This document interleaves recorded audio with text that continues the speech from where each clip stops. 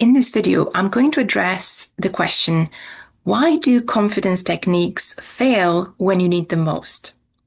Hi, if you're new here, my name's Alexa, and I talk about a lot of psychology stuff and a lot of neuroscience stuff.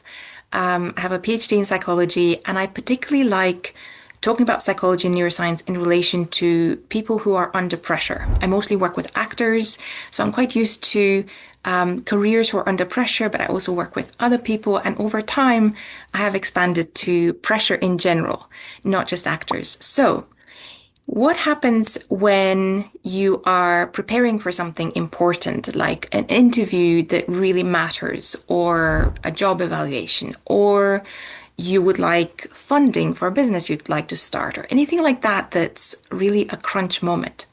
Why is it that in those moments that really matter, your confidence fails and all the things that normally work on a day-to-day basis that keep you confident don't work in those moments? Well, here's why.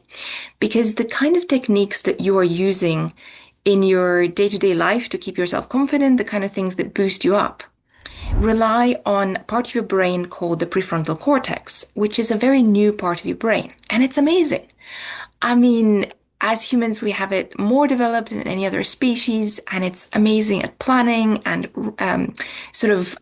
logic and rationality and all those things. But compared to other parts of your brain, it is very slow. And what happens in these crunch moments that really matter, where the stakes are high, is your whole system interprets this as danger. And what that does is it triggers a much older part of your brain, which is your amygdala. And your amygdala wants to get you out of danger. And the way it does that is it speeds everything up, including really crucial things like your heart rate. And once your heart rate starts speeding up, your breath starts getting shallow, you start sweating, everything just collapses in your body and it feels as if your body is betraying you. So here's what we're going to do.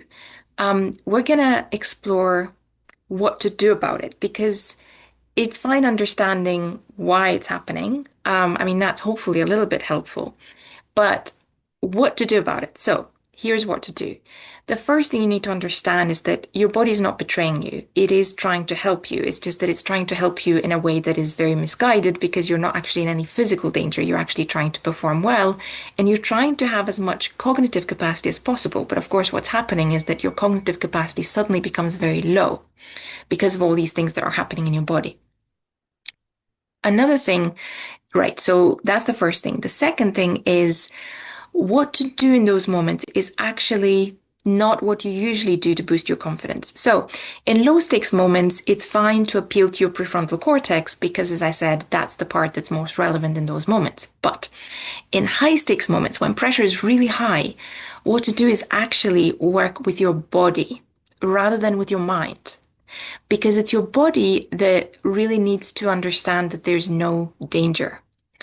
And the way to do that, I'm going to give you three tools because I want to explain these tools are super simple and they have to be super simple. And the reason they have to be super simple is because in those moments of intense stress, intense pressure, as I said, you have very low cognitive capacity. So you need something that works very quickly and that can save today, but does it in a very simple way because your brain cannot handle more than simple, right? So here's three things you can do straight away in those high stakes moments. The first thing is you need to focus on your breath, specifically on your out breath. Why?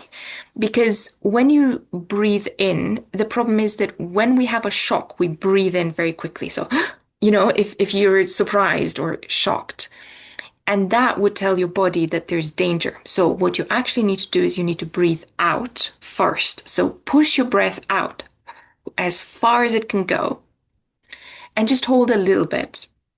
And then allow your breath to come in naturally because that is telling your body, oh, okay, there's no danger. And the next thing that will happen as a result is that your heart rate will start slowing down. Now, you can't influence your heart rate directly, but you can influence your breath, which is what we're doing with this out breath. And by influencing the breath, the next step is your heart rate will start calming down as a result.